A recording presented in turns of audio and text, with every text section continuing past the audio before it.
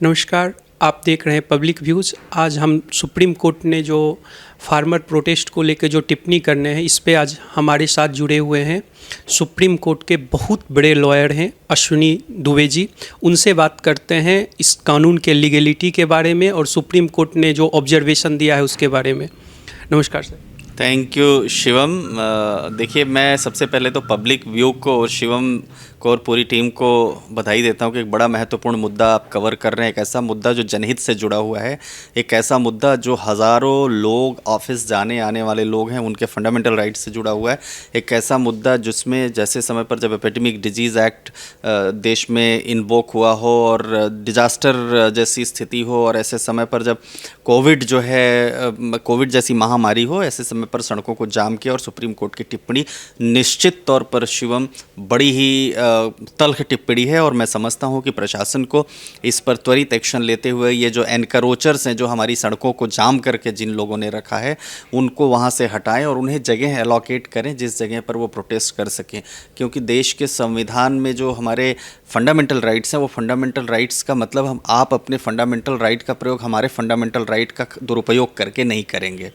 तो और ये सुप्रीम कोर्ट की जो टिप्पणी है वो निश्चित तौर पर बड़ी टिप्पणी ऐसे समय पर जब सारे हाईवे, चाहे सिंघू बॉर्डर हो, चाहे गाजीपुर बॉर्डर हो, चाहे टीकरी बॉर्डर हो, इन बॉर्डर्स को जो जाम करके इन करोचर्स ने रखा है, और वो भी एक कानून द्वारा जो संसद द्वारा सर्वसम्मति से पास किए गए कानून के अगेंस्ट में, वो ठीक नहीं है। और दूसरा, सुप्रीम कोर्ट में शिवम एक और टिप्पणी जो कही, भाई आप अगर आपको आंदोलन करना है तो आप फिर कोर्ट में क्यों आए हुए हैं?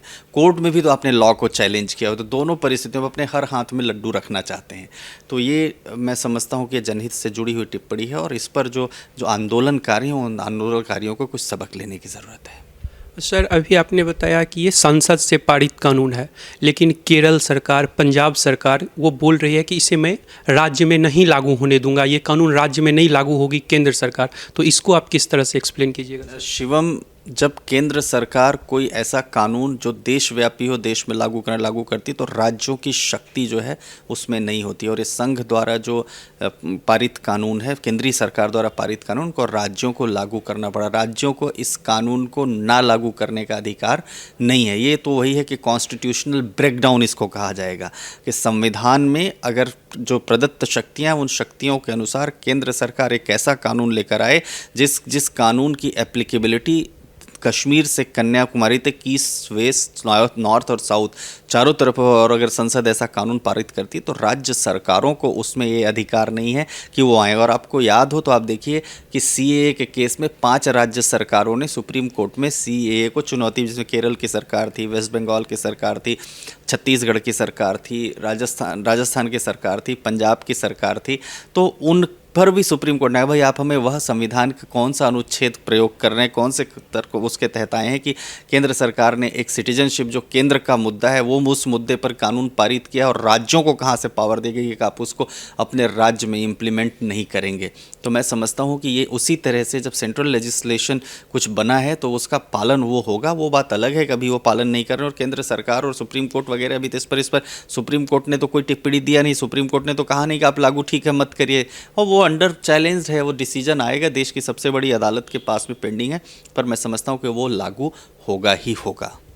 सर, एक और सवाल है। कई राज्य सरकार ये बोल रहे हैं कि ये जो फार्मर इशू है, फार्मर लॉ है, ये राज्य का विषय है, केंद्र सरकार राज्य के अधिकार में इंटरवीन कर रही है। क्या ये सत्य है? देखिए, कृषि राज्य सरकार का विषय रहा है, लेकिन अब एक जब सेंट्रल लेजिस्लेशन आ गया तो उस समय पर देशव्यापी एक एमएसपी तय करने के लिए और देश की एक पॉलिसी बनाने, पहले क्या था कि राज्य अपने हिसाब से पॉलिसी बनाते थे अपने राज्यों के लिए, लेकिन केंद्र सरकार ने क्या किया कि अब कहा कि नहीं, ऐसा है कि जो खेती है, जो क्रॉप आएगी, उसका सेंट्रल लेवल पर हम जो है उसको देखेंगे और उसको रेगुलराइज करेंगे, उस पर लेजिस्लेशन लेकर के आएंगे। तो उसको कोई रोक नहीं सकता है। वो कृषि रहा उनका विषय, लेकिन अब वो केंद्र का विषय हो गया, और इसलिए 3 कानून भी आ गए उसमें। जब सबसे बड़ी संसद है, उस संसद ने कानून पारित भी कर दिया, तो अब उसकी कॉन्स्टिट्यूशनल जो इलीगैलिटी है, आर्बिट्रीनेस है, उसकी मैं तो नहीं समझता हूँ कहीं पर गलत हो। अगर ऐसा होता तो सुप्रीम कोर्ट अब तक उसको क्वैश कर देती है, और सुप्रीम कोर्ट उसी कानून को क्वैश करती है जो आर्बिट्री हो, जो कॉन्स्टिट्यूशन के दिए गए जो प्रावधान है उनके विपरीत हो, और फंडामेंटल राइट्स का आम आदमी का वायलेशन करता। और तीनों चीज़ें इसमें सुप्रीम कोर्ट ने कुछ कहा नहीं है, सिर्फ उसका एग्जीक्यूशन जो है डेफर किया है कुछ वर्षों के लिए। सर, ये जो नेता जो ये कोई जो अपने आप को किसान नेता बोल रहे हैं, ये बोल रहे हैं कि इस कानून को वापस लिया जाए, तीनों कानून का। तो क्या ये संवैधानिक प्रक्रिया में आएगा? तीनों कानून को अगर चाहे तो वापस लिया जा सकता है क्या? वापस लाने का तो हमेशा से जो कानून निर्माता है वही कानून उसको वापस ले सकता है। तो कानून को वापस लेने में कोई ऐसी विपत्ति या कैसी विडंबना की बात नहीं है। सवाल यह है कि उसको यह देखना है कि क्या इस कानून को लागू करने से आम आदमी का भला होगा या इस कानून के वापसी में। तो जो लोग आंदोलन कर रहे हैं उनकी बात तथ्यात्मक है। अगर उन तथ्यों पर अगर बात करते हैं तो केंद्र सरकार अगर वापस ले तो पावर्स की दिक्कत नहीं है, लेकिन कई दौर की जो वार्ता हुई किसानों की और सरकार के बीच में, मंत्रियों का जो समूह मिलने गया, उन्होंने कहा भाई आपको कौन कौन से बिंदुओं पर दिक्कत है वो बिंदु हमें बताइए। तो वो बिंदु, किसी बिंदु पर बात करने के लिए किसान तैयार नहीं थे, क्योंकि जब कभी भी समझौता होता है तो थोड़ा वो पीछे झुकता है, एक पार्टी झुकती, थोड़ी दूसरी पार्टी पीछे झुकती, तब जाके समझौता। तो इन्होंने कहा कि हम बताएंगे नहीं हमें कहाँ पर दिक्कत है, पूरा ही कानून वापस लो। तो ये हठ धर्मिता इसको कहेंगे, इसको जिद कहेंगे। और मैं समझता हूँ कि कोई भी अगर कानून पारित हुआ है तो उसको इम्प्लीमेंट कर देना चाहिए, या एक समय के लिए वो देख लें कि इतने समय के बाद अगर नहीं इसका दूरव्यापी प्रभाव होता है तो वापस हो जाए, तो वापस कर लें। तीसरा, ये सिर्फ और सिर्फ जो आढ़ती और व्यवस्था थी जिसके मुताबिक कुछ कम लोगों के पास ही अनाज को भंडारित करने का, या अनाज को जो है रेट बढ़ाने और घटाने का, या अनाज को सस्ते दाम पर खरीदने का, वो था। वो सब सरकार ने कहा कि नहीं भाई, इसको एक सेंट्रल लेजिस्लेशन के तहत देखा जाएगा, और आप इस पे कोई अपने आढ़ती सिस्टम से दादागिरी करके आप रेट नहीं फिक्स करते। रेट हम सेंट्रलाइज बेसिस पर फिक्स करेंगे।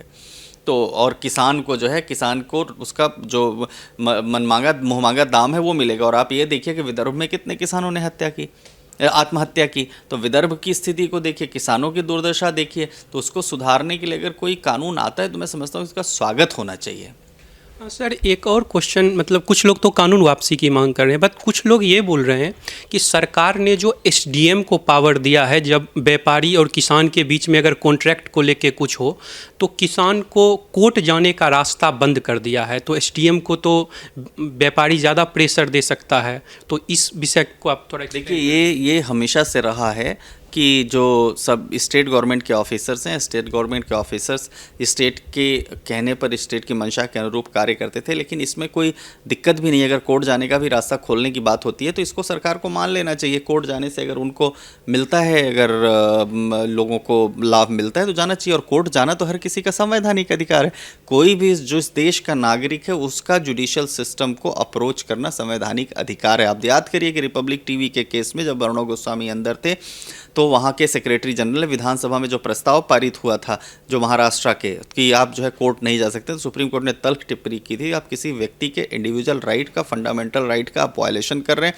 कोर्ट जाना उसका अधिकार, और आप उस अधिकार को कैसे छीन सकते हो? इसका मतलब आप जो देश का smooth administration of justice delivery system है उसमें आप इंटरफेयर कर रहे हैं, और कंटेम्प्ट भी उसमें इशू किया था।